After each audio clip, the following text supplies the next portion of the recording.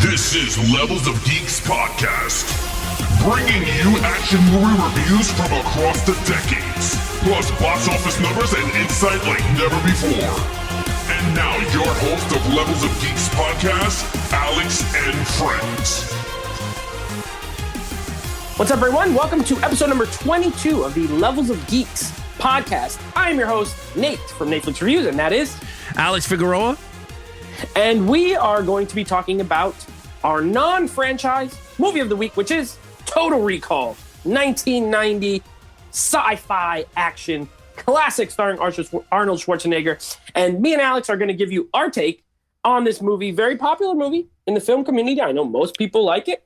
And we're going to let you know if the critics liked it, because we're going to get into the Rotten Tomatoes scores, and we're going to get into the box office. So we're going to let you know. But before we do any of that, please, if you are listening on Apple Music, go ahead and make sure you're subscribed and that you're getting notifications, and then downloading the episodes, listening to them, sharing them. Leave us a review, leave us some comments. If you're watching on YouTube, please give us a like, give us a comment, give us a take on Total Recall. You got some of our videos, we've been getting some good comments on them, but people seem to avoid giving us their take. I want to know your take on the movies that we are reviewing. Give us your score. We lay out an entire scoring system for you.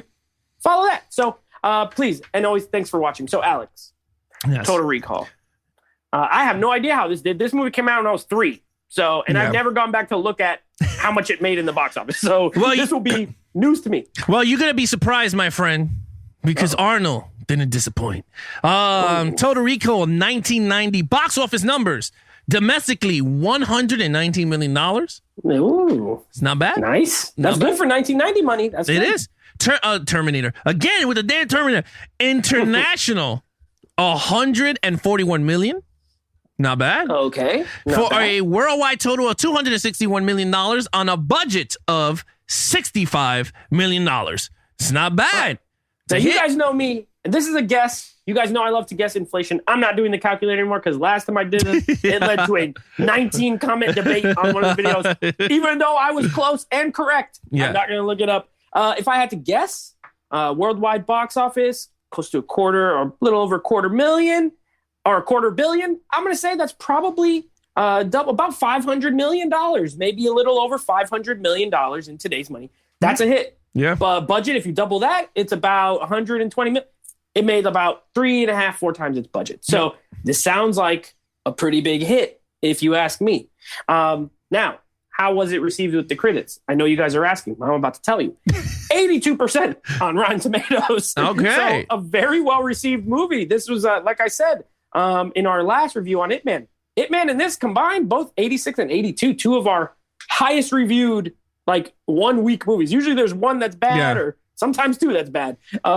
But 82% on the old Rotten Tomatoes. Yeah, it's actually not that bad. And it's crazy, like you said, because like with Ip Man, that was like, what, 86? 86. Yeah, 86. This one's 82. Yeah, it's actually not that bad. This is the first movie we did so far in the podcast that they're both in the same 80 range. Yeah, that's pretty awesome. But you want to get into it? Let's get into it. Yeah, so this is, of course, a little bit foundation. Total Recall, director Paul Verhoeven, of course. RoboCop was prior to this.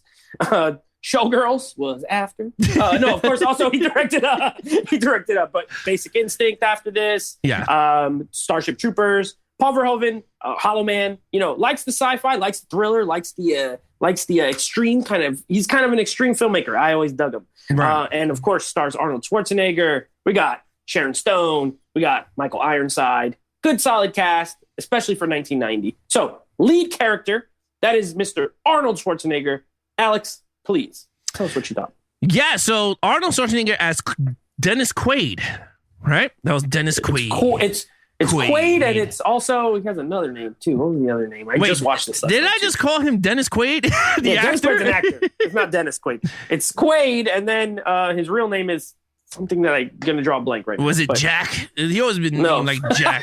Jack Quaid. Jack Quaid. But anyway, look, whatever. He has another split personality. But Dennis Quaid. Again, what the? Arnold Schwarzenegger. Dennis Quaid. Call him Dennis Quaid. Dennis Quaid. Arnold Schwarzenegger's character, he plays 2. So he plays a character that he really doesn't remember going to Mars.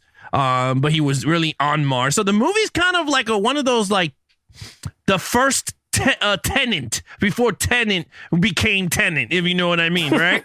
Think about it, because you really don't know if this is actually happening in real time or is he's in the machine in Total Recall. So technically, this is Tenant prequel. So with that said, the movie is basically Arnold Schwarzenegger wants to go to Mars. He tells his wife, Sharon Stone, she goes, no, let's go take a cruise or something like that. And he goes, no, he goes to Total Recall anyway. And then something in his brain, because they erased it. And then all of a sudden they bring back some memories. And he's like, they're going to kill us all. And then he's like fighting everybody. His friends that he thinks are friends are not enemies. So now that basically that's where the movie for me goes, if this is real or is it fake? So... And he did a great job with that, the director. So, but with Arnold, he played two characters, which was very well done. He did a very good job when he didn't play the damsel in distress, I guess you want to call him, because he really don't know what's going on. So he was really good at that, not knowing what the hell's going on. And I liked him when he was his split personality that knew what was going on. He was the agent of himself. So those two characters, I thought he did very well. With that said, I gave him a 5 across the board. Because he was really good. I thought he was believable. I thought his action scenes, which I already know stunt double, but again, this is 90s. I gave the benefit of doubt on that. I thought it was very well done. So I gave him a 5. Okay.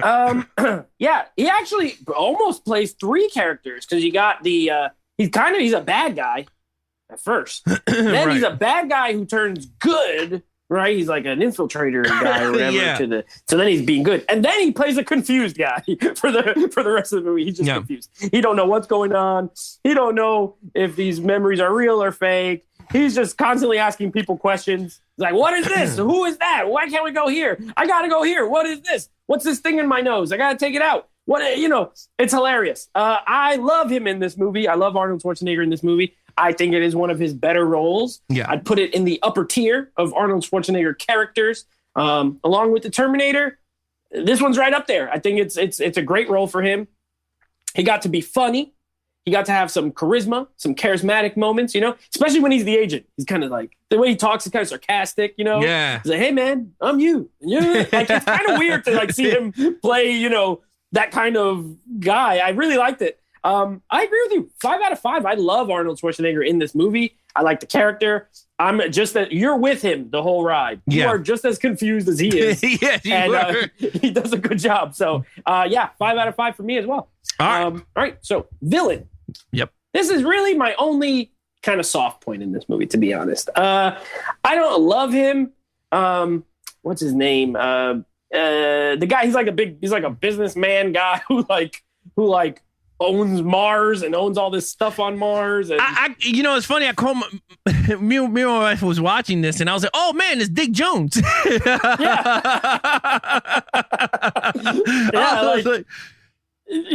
I forgot his name, but I'm drawing a blank. I have so much going on in my head right now. I couldn't remember Arnold's other name. He's got a name. It doesn't matter because he's not a great villain in my opinion. I'm not because I don't know what it is. This happened when we did the what was it? Tomorrow Never Dies. I'm not a big fan of like businessman villains. You know what I mean? And he's a businessman villain. Michael Ironside, who plays like his main like underling guy, I like him better, but he's not the main villain. You know what I mean? He's like the main henchman. But I like that. I liked his character better than I like the main villain. Main villain's an old man who is corrupt and all this kind of stuff. That's not my favorite kind of villain, and you know that's the kind of person who stands no chance if it ever comes down to it in any sort of action scene. So I gave him a 3 because he's maniacal, he is bad, he's evil, he's okay with people dying and things like that, but not my favorite type of villain. So 3. Yeah, his name is Cohagen. That's there you go. Stupid name. That's right, Cohagen. Yeah. Yes, and then Michael Ironside is Richard. Richard is way better. Richard, because Richard, he's a man of action. He's in there. He's in there. He's trying to kill. Yeah.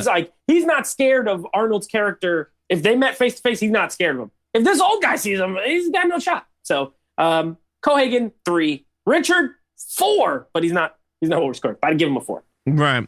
Yeah. I mean, look, I agree. I used Cohagen as the main villain because he was the main villain. He was not throughout the movie. See, again, when we rate on Levels of Geeks, we rate how much screen time also, but it's not factored into our scores. But how much screen time is the villain mostly throughout the movie? We already know he's not going to be in through the whole thing, but is he there enough to be a pain in the ass to the freaking lead character? So with that said, he wasn't in the movie that much. Cohagen. Yep. Like he was at the end, of course, but then throughout the movie, he's sprinkled here and there. Yeah. Yelling at them. Get him! So that's the worst kind of villain. Yeah, he's not that cool. So with that said, I also agree with you. I gave him a 3. I'm not gonna go higher with that because he didn't have much screen time, and he didn't even get to fight Arnold at all. True. They didn't fight. Yeah, he was whack. If he wasn't so evil and like willing to just like let so many people die and turn into mutants and all this kind of stuff, I'd give him even a lower score, to be honest. But he does enough bad things for me to say, okay, he's bad, he's evil, I get it. But I agree, yeah, he's just not amazing. Like a great villain could take your movie higher. A bad villain could hurt the movie could still be good. Yeah, it could still be good, but less good because of it. Yeah. Action scenes. That's me. So with action scenes, it's not that much action scenes in Total Recall. I'm gonna be really honest. I'm gonna be honest, man. Yeah. This is an action podcast, and we can't lie to the peoples. Okay, to the peoples that are listening to this, the millions of people. That's right. Total Recall does not have much action sequences, and when it does, it is like a fart in the wind because it's not much there for you to score. So, like for instance, when Quaid is fighting his friends in the street, it was kind of a lame fight anyway. Like, you know what I mean? Like, that was a lame fight. Then when Sharon Stone meets the husband, Quaid, that was a lame fight. Then when they're in, the only action I think is when they go to the strip club, right? In the Mars. Like that's when they're in Mars. Yeah, like that one. Then when he goes to Benny and he's trying to shoot Benny and like, Benny, screw you. And he puts the thing. And there's the thing with the big truck, truck that goes through the gravel. Through the rock. The destroyer thing. And then he picks up the thing and he was like, screw you, Benny. And I thought that was dumb. So honestly, there is no action in this movie that's memorable. Of course, you got the one with the head that it blows up and he throws it. That's like the most iconic damn scene in the movie. Is the damn he goes Quaid, and then they start running after. Yeah. So with that said, I gave it a 3. I can't give it a 4 or a 5 because it wasn't that much action. So I give it a 3. Wow. Well, so far, yeah, we're all lined up. Just like in Terminator 2, because I, too, gave the action a 3. It's just that agree. It's not a ton. I give it the credit I give it is it's rated R. Yes. So there's blood, pretty violent. It gets violent in there. I do like that. I like when they shoot people, blood splatters out of them. You know what I mean? I'm a fan of that. So that's good. They have weird looking guns in this movie. Did you notice? Like, I know it's in the future. Yeah. Like, I don't like the way the guns look. It's like a nitpick, but they look like toys. They don't really look like guns. Yeah, they look like nail guns. Weird. Like, those guns look like trash. But anyway, that aside, there's a little bit of shooting. There's a little bit of fighting. There's a little bit of things. You know what I mean? But what's there is okay at best. So I'm also going to give it a 3. I for an action sci-fi movie, it's definitely more sci-fi than action. Yeah. There's a bit of action. So if you're like a diehard action fan, there's enough there for you to keep watching the movie, but there's not enough for you to be like, wow, this is amazing or anything like that. So this ain't Terminator 2. 3 for me. All right, now story. Now here is where we get to the really good stuff because I love the story of Total Recall. I absolutely love it. We'll get it out the way. 5 out of 5 for me. It is a 5 out of 5. The storyline is the strength of the movie. They do such an amazing job of telling a story that works in 2 ways. If you are watching this and you watch it as this is just him in recall having these memories implanted and it's all a dream, it works. And if you watch it as, no, it's real and what's happening is really happening, it also works. And when you can nail it where it works both ways, that even at the very end, they never confirm which is which. I've always loved it for that. I've always thought it's interesting. I've watched it so many times to try to this is the kind of movie that you watch multiple times because you want to see is there something that gives away whether it's real or not? Right. And there's really nothing. Honestly, there's nothing. Early on, you get a couple of glances from people when he mentions stuff, but really they're not the kind of glances that are very telling. You know what I mean? Like his construction worker friend looks at him when he's talking about recall. But really, he could just be looking at him because he's like, this guy's crazy. Why does he even want to go there? You don't know. Sharon Stone kind of looks off like, oh, man, I wish we would do it. So I love it. I think it's extremely well done. There's no tells either way. It's fantastic. 5 out of 5 for me. Yeah, I mean, storyline, you're absolutely right. Like I said, this is like to me, Paul, whatever Haagen-Dazs or whatever his name is. Yeah, that guy. Paul Haagen-Dazs. Paul Haagen-Dazs. That guy. Yeah.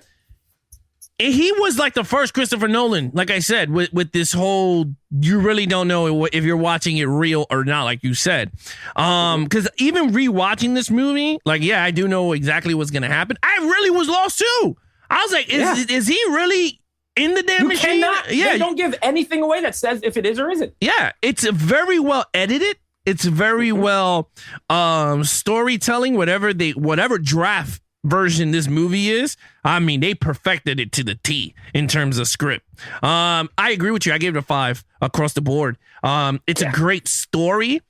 And there's nothing you can say. I mean, of course, are we going to cover the new version, the 2005 version, I think it was, the Total Recall remake?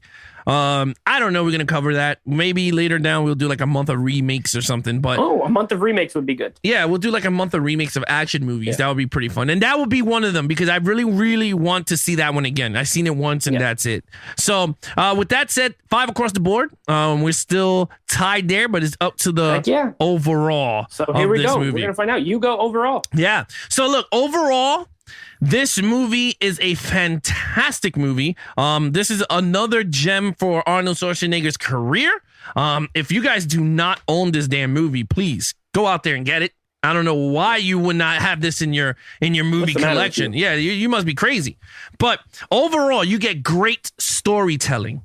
Okay, that's the first and foremost. You don't get much action, but when the action is there, it's not as quite crazy, but it's enough. It's a sci-fi action style, I guess you want to call it. But that's not the point. The point is, what the hell is going on in this movie? Is he really on Mars? Is he not on Mars? Is this all simulated in his mind through the machine? You really don't know.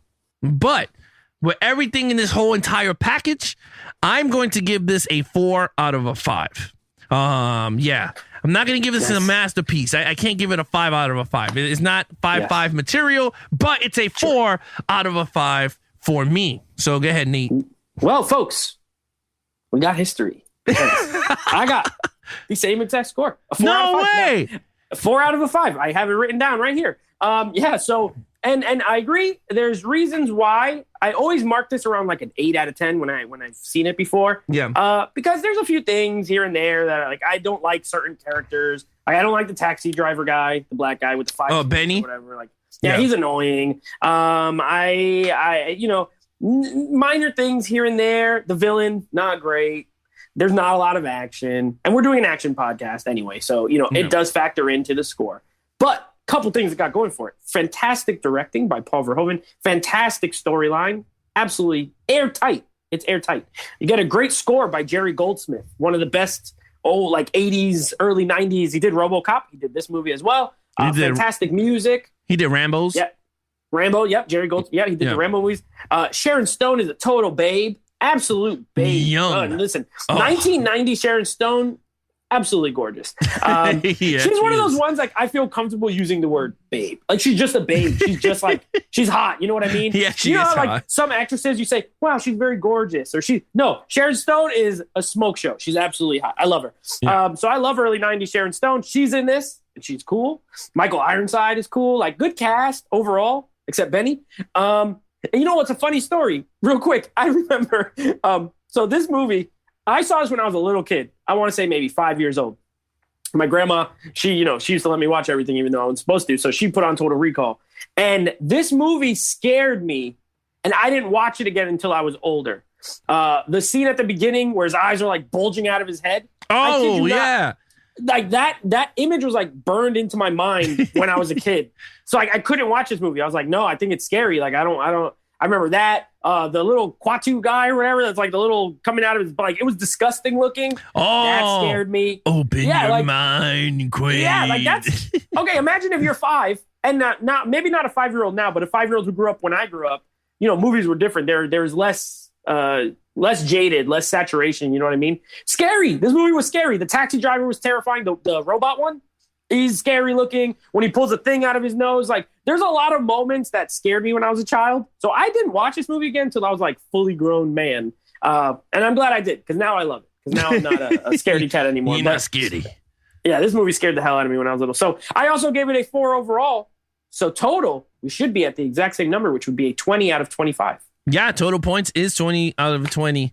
20 out of 25 across the board. This is our second time getting the same exact score. On an Arnold movie. But 2 Arnold movies. 20 out of 25 from both of us with the same exact scores on every category. Yeah. Yeah, that's crazy. Well, it's the same thing as Terminator 2, because it was 25 across the board. Nothing you can say with that.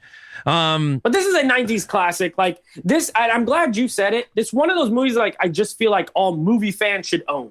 Period. Mm-hmm. You know what I mean? There are staples of like movie fans. Obviously, not everyone likes every single same movie, but I just feel like there are a few movies, like a handful, that like all movie fans should own, especially if you're between the ages of like, I don't know, 30 and 40. You know what I mean? Yeah. Like, if you're between those ages and you don't have Total Recall, I don't know what's going on. If you're a little younger, I can get it. Like, I don't even know if my brother's seen this movie. He's in his early 20s. But 30 to 40, you got to have Total Recall in your collection. Otherwise, what are you doing? Yeah, I mean, maybe that could be a video we could hit. Like a special. Movies you should own? A special. We should do like a special Levels of Geeks movies you should own. Do it on the live show. Yeah, on the live show, we'll do that. But anyway, with that said, close it out, my friend. Drive us home. Now, speaking of movies you should own, you guys want to keep an eye out, because we are going to be doing a full breakdown of the 4K. Is this the version you should own? We're going to let you know later this week. So keep an eye out for that. We're going to be doing 4K reviews of Ip Man as well as Total Recall. And of course, next month, we are starting our female-led action films month. I can't wait. So we will be... Yeah, I'm looking forward to it. There's like 2 or 3 movies in there that I haven't seen in a really long time that I'm looking forward to. And I know you haven't seen a few of them, so I'm really excited to get your take. But we're doing female-led action movies, as well as wrapping up the Ip Man franchise. And then the last week of the month, we'll be doing John Wick 1. So we'll be getting into the John Wick film. So a lot of good, awesome movies coming up for us to review, for you guys to give us your take on, and for you to listen to. So definitely keep an eye out for all of these. Yeah, so again, if you guys want to follow any of our social media accounts, follow Nate over on Instagram at NateFlix Reviews. That's on Instagram. And then if you want to listen to his podcast, is NateFlix Movie Reviews, where him and his friends get together. They talk about all the latest movies, TV shows. You can hear them talk about it, have fun with their reviews. And also on Levels of Geeks, Twitter, Twitch, Instagram, all levels of geeks across the board. Again, if you guys are watching us on YouTube, please hit that like button, hit that bell button, so every time we're live Mondays and Wednesdays at 9 p.m. or we got podcast episodes plus now 4K movie reviews dropping, you guys will be notified. And again, please hit that subscribe button. Help us out to reach 600 if you are enjoying this content. Other than that, I'm your host, Alex Figueroa, and that is Nate from NateFlix Reviews. Be awesome to each other and geek out.